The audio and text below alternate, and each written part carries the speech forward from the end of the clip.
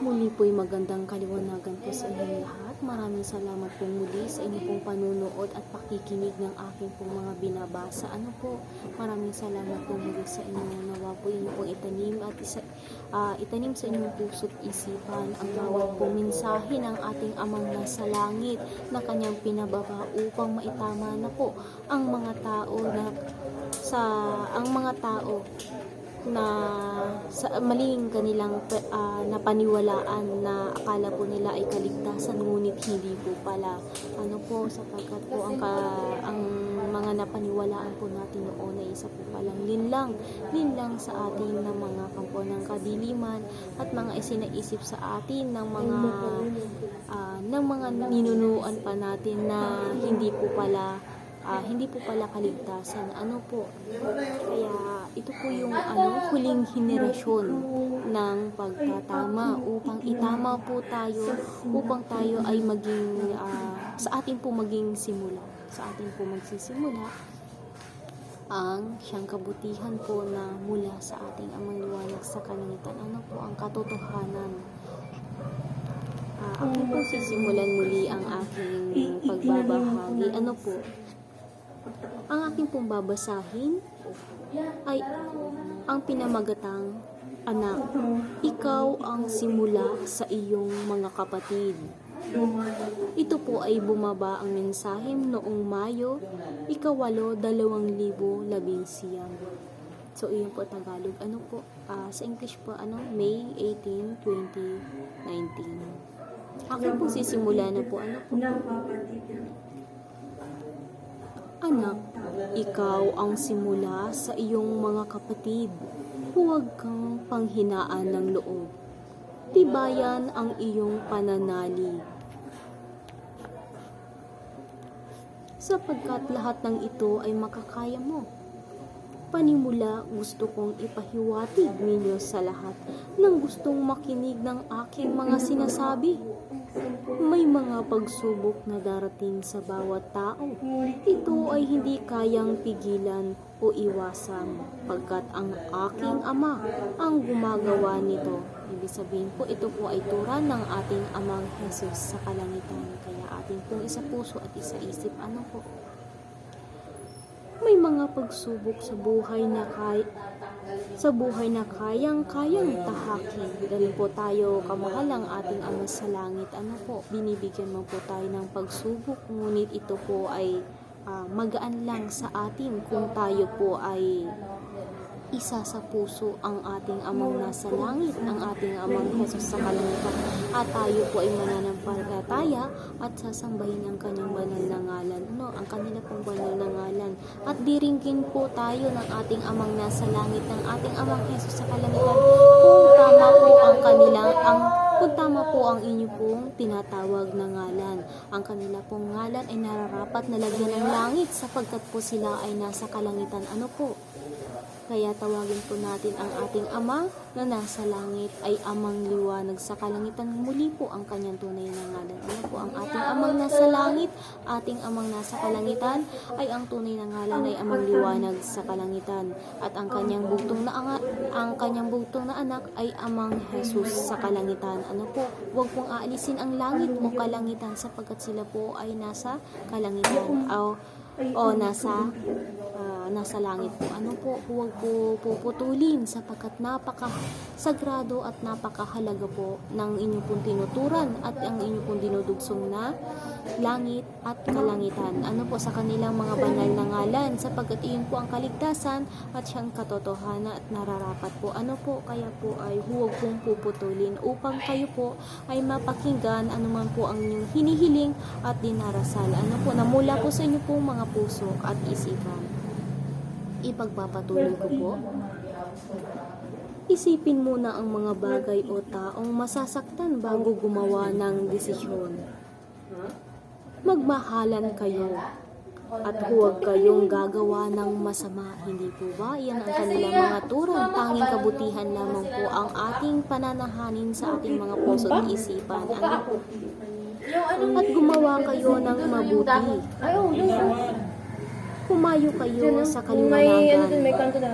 ng malayo sa kasamaan. Mamaya na lang. Alam niyo ang Alam nangyayari niyo ni Dok lang. para sa mga nakakadami upang ang bawat isa ay magbuklod-buklod patungo sa daan ng kaliwanagan. Ako ang amang liwanag sa kalangitan na lumikha sa lahat ng may buhay. Muli ko kung uulitin ano po. Ako ang amang liwanag sa kalangitan na lumikha sa lahat ng may buhay. Kasama po tayo, ano po doon, ang mga nilikha ng ating amang nasa langit, ay tayo po ay lahat kanyang nilikha na inyo po mga nasisilayan na may buhay. Ang mga hayop, mga tao, mga mortal, at lahat po ng kapaligiran ng mga kalikasan, yan po ay lahat nilikha ng ating Ama nasa langit. Kaya po inyo pong pangalagaan sapagkat inyo po ay may buhay. Patuloy ko po. Kaya sa pagdating ng panahon na bababa ang aking anak mula sa kalangitan, sa mga bagay na nangyayari ay kailangang maging matibay ang bawat isa upang ang misyong tatahakin ay maging matagumpay. Yan po ang tinuran ng ating Ama na sa langit. Kayo'y iniligtas, magtiwala lamang kayo. Ama sa langit na siyang tunay na tagapagligtas. Sundin ninyo ang buong buo ang iyong sarili at magtiwala kayo ng totoo. Maging buo po tayo sa ating Ama na sa langit na tayo po ay kanilang pinapakinggan at kanila po tayong iniingatan at minamahal. Kung tayo rin po ay ganun din ang ating nasa puso, ay ang mahal natin ang ating Ama na sa langit. Sapagkat wala ka pong maitatago. Lahat po ng iyong kinikilos, lahat ng iyong binibigkas sa iyong puso, binibigkas sa iyong bibig, maging mula man ito sa iyong puso at isipan, at lahat po ng iyong ginagawa ay kanila pong nasisilayan. Wala ka pong maitatago. Hindi mo po sila malilinlang o hindi mo po sila maluloko sapagkat po sila ay napakabanal at makapangyarihan sa lahat. Ang ating Ama na sa langit na tayo po ay nasisilayan nila mula sa kalangitan, ngunit kailangan po ay maging sagrado ang kanilang ngalan na meron pong sa langit, kalangitan, at tawagin ng buo po ang kanilang mga banal na ngalan. Sapagkat pag hindi po ninyo po nilalagyan ng langit o kalangitan ang kanilang mga ngalan at mga putol po, mga Jesus lang at Ama lang po ang kanilang tinatawag, o Diyos lang o Panginoon lang, yun po ay hindi nila naririnig o pakikinggan kasi gawa po nang wala pong sa langit. Yun po ay aangkinin ng mga nais mag-angkin din ng inyo po mga espiritu na mga kampo ng kadiliman. Kaya po maging matalino po kayo. Ano po ba ang mga kampo ng kadiliman? Ano bang nais po nun? Ang mga tao ay mahirapan at maging negatibong kaisipan, mga masasama pong gawain, kaisipan at makabundok, at mga kahirapan sa inyong kalooban at kaisipan. Yan po ang mga gusto ng mga kampo ng kadiliman. Kaya kayo po ay magpakatalino. Kundi kung kayo po ay magpapakabuti at inyo pong tatanggapin ang siyang kabutihan at siyang makukontento po kayo sa inyo lamang pong nais na nawa ay siyang kaloob ng ating Ama sa langit po, ano po ang kabutihan at makontento kung ano lamang biyaya ang pinagkakalob sa inyo po ng ating Ama na sa langit. Kayo po ay magiging magaan ang inyong kalooban at pamumuhay, sapagkat kayo po kontento at kayo po ay pagyayamanin pa ng ating Ama na sa langit. Ngunit ang pagdedesisyon po ay nasa inyo po. Ang aking po tinuturan lamang ay siyang payo po sa inyo. Ngunit kayo pa rin po ang siyang masusunod sapagkat kayo po ang siyang gumagawa ng inyong pong buhay at tumatahak po ng inyong pong daan kung patungo ba sa kadiliman o patungo sa kalangitan. Muli po maraming salamat po at ipagpapatuloy ko po ang aking pagbabasa. Isipin muna ang bagay o taong masasaktan bago gumawa ng desisyon. Magmahalan kayo at huwag kayong gagawa ng masama at gumawa kayo ng mabuti. Humayo kayo sa kaliwanagan ng malayo sa kasamaan. Alamin ang nangyayari para sa nakakadami upang ang bawat isa ay magbuklod-buklod patungo sa daan ng kaliwanagan. Ako ang amang liwanag sa kalangitan na lumikha sa lahat ng may buhay. Kayo na, pagdating ng panahon na bababa ang aking anak mula sa kalangitan sa mga bagay na nangyayari, ay kailangang maging matibay ang bawat isa upang ang misyong tatahakin ay magiging matagumpay. Kayo'y ililigtas, magtiwala lamang kayo. Amang sa langit na siyang tunay na tagapagligtas, sundin ninyo ng buong buo ang inyong sarili at magtiwala kayo ng totoo. Ang pananalig at pananampalataya ay ibalot sa katotohanan, buksan ang puso at isipan upang ang daan patungo sa kaliwanagan ay matunton. Muli po, aking anak, pinapatawad na kita sa iyong mga nagawang kasalanan. Ako'y nagagalak dahil ikaw ay isa na rin sa aking mga mensahera. Huwag mong kalimutang magdasal at tawagin din ang Amang Jesus sa langit. Magpakabait ka, aking anak. Ako'y nariyan lang sa tabi mo. Gagabayan kita at hindi kita pababayaan. Lahat po ito ay naka-apply para po sa lahat. Kung ito man po ay mensahera na siyang, amin po ang mensahera ay aming ginagamit. Ang mensahera po na siyang tinutukoy ay ang mensahera na ginagamit po ng ating amang nasa langit na kanilang pinapasukan ng kanilang presensya sa pamagitan po ng katawan ng mensahera, ay pumapasok po doon ang banal na espiritu na mula sa kalangitan. Na mga nais magturay, ay yun po ang kanilang pamamaraan upang maipahayag ang mensahe mula sa kalangitan, upang mapakinggan ng mga tao o mga mortal ang mensahe mula sa ating Ama sa langit. Yun po ang yun po ang kanilang turan po, ito po yung binabasa ko. Kaya kung kayo po naguguluhan at naway malinawan, ito po yung binabasa ko na ibinabahagi sa inyo. Yan po ang mga turan po ng mga mahal na banal ng sa kalangitan o mula sa kalangitan na turan ng ating Amang nasa langit, upang maiparating ang kanilang mga nais iparating na mga mensahe sa lahat po ng mga nilikha at lahat po ng mga tao na makikinig, upang maitama na ang mga tao at upang maging mabuti at manampalataya at bumalik sa ating Amang nasa langit, sa piling po ng ating Amang nasa langit, ng ating Amang Jesus sa kalangitan. Magbalik loob po, yun po ang siyang nararapat para sa lahat. Kaya yun po ang dahilan, gumagawa din po ng paraan ng ating Ama sa langit upang magising na ang kanyang mga anak na nabalot na ng mga kampo ng kadiliman po, ng itim na bumabalot sa kanila, yung kasamaan po, mga ibigin sa mga hindi nararapat na mga makamundo o yung mga gawain po natin ngayon na hindi naman pala nararapat, ngunit nawala po yung isa po sa mga nawala sa kanilang pananampalataya sa lumikha sa kanila. Kaya muli po gumagawa ng paraan ang ating Ama na sa langit upang magising muli ang kanyang mga anak at manatili na lamang na kabutihan ang siyang manatili sa kanyang nilikha na mundo. Ganun din sa kanyang mga nilikha na mga tao. Muli po, aking po ipagpapatuloy muli,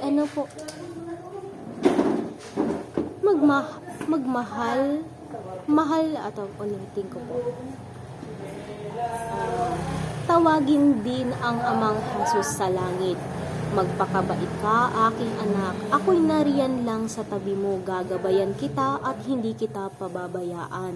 Mahal na mahal ko kayong mga anak ko. Lagi ninyong tatandaan. Ako'y narito lang, nakikinig at gumagabay sa inyong lahat. Aking mga anak, huwag kang mag-aalinlangan. Huwag mo silang pansinin kung ikay kanilang inaapi. So, iyan po, meron po mga tao na magbabahagi na aming di mga kapatid, at ngunit po yung mga hindi nakikinig at hindi naniniwala, sila po'y inuuri o inaapi. Ano po ba nga sa anturan po ay inaapi sa atin o binubuli kasi hindi po sila naniniwala o meron po kasi silang mga, syempre po may mga dahilan din na ayaw po nilang makinig o masapawan, kaya po sila nanguuri ng hahamak o mga salitang hindi nararapat. Ngunit iyon po ay bato ng mga kampo ng kadiliman. Ano po, sapagkat po ang mabuting tao ay hindi po nagsasalita ng hindi maganda, bagkus po sila po ay nagpapayo ng mabuti. Ano po, so, iyon po. Sa nawa po'y maliwanagan po kayo. Ano po? Papatuloy ko. Ang ating amang nasa langit ay nalulumbay sapagkat sila'y sumasamba sa mga revoltong gawa-gawa. Hindi ko na po ituturan at lilinawin, ngunit alam ko po kayo po ay matatalino at kayo po ay may katalinuhang kaisipan at hindi nalilinlang. Ngunit kung kayo po ay nalilinlang ay good luck. So, yun lang naman po, ano po, alam ko po kayo po ay matatalinong tao, ano po, alam nyo po kung anong mga nasa ribulto lamang, yun po ba ay may buhay, at yun po ba ay gawa ng mula sa kalangitan o gawa lamang po ng mga tao at wala naman po talagang espiritu na nananahan dito, nananahan sa kanilang mga gawa-gawa. Magpakatalino po tayo sapagkat po ang kaligtasan ay nasa kalangitan at siyang banal na espiritu. Ano po?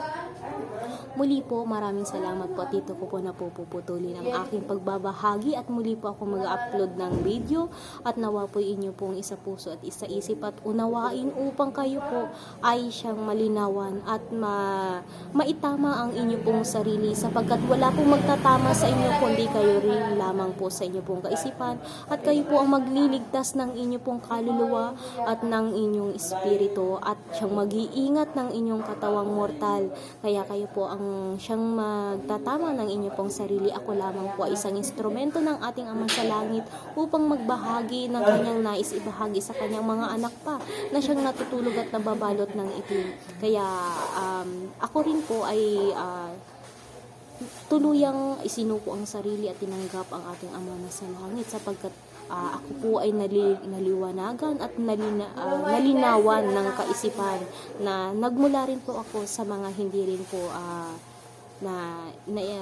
nagmula rin po ako sa isang reliyon kung saan din po ako nabinyagan, ngunit po dahil po sa pagnanais ko na saan nga ba ang katotohanan, ngunit dahil po sa paghahanap ko sa ating Ama na sa Langit ay akin pong natagpuan sapagkat ako po ay ginabayan at kanyang nakita na ang aking mga nasisilayan at nalalaman ay hindi pa sapat. Sapagkat nga po, kapag ikaw ay naghahanap sa kalooban mo na hindi naman ito ang katotohanan, alam mong meron pang higit pa. At alam mo na hindi yun ang kaligtasan. Sapagkat yun po ay pamaraan ng pagpapakatalino lang po. Sapagkat po, tunay naman pong alam natin na ang siyang ating Amang Jesus sa kalangitan ay isang banal na espiritu. Ganon din po ang ating Amang nasa langit ay isa rin pong banal na espiritu na nasa kalangitan po. Ano po, wala po sa mga likha ng mga tao, mga santo, anumang inukit at yung mga tawag doon, hindi ko na po siguro i-open muna ngayon yung mga tawag doon, mga nasasamba rin ng mga tao na mga espiritu na hindi naman pumula sa kalangitan. Ano po, para hindi po masagi ang inyo po mga puso. Ano po. So, yun lang po. Muli po magandang kaliwanagan sa inyo pong lahat. Nawa po sa lahat mo ng nakinig at isinapuso at isinaisip at inuunawa ang aking mga binibigkas at tinuturan at binabahagi ay aking po siyang hinihiling sa ating Amang nasa langit, sa ating Amang liwanag sa kalangitan, sa ating Amang Jesus sa kalangitan at sa lahat-lahat ng mga banal na anghel sa kalangitan ay ang liwanag ay bumalo po sa inyo at linisin ang inyong mga puso't isipan at naway pumalog sa inyo ang siyang liwanag mula sa ating Amang liwanag sa kalangitan at maghari ang kanyang banal na ngalan at banal na espiritu sa inyo pong buong katawang mortal, katawang espiritu at kaluluwa. Muli po maraming salamat po, dagsag-dagsag biyaya nawa po ipagkaloob sa inyo ng ating Amang nasa langit, ng ating Amang liwanag sa kalangitan. Ano po, muli po maraming salamat po, kaliwanagan po. Muli po maraming salamat po at sa muli po nating magkikita muli sa bago ko pong upload muli. Maraming salamat po muli. Salamat po.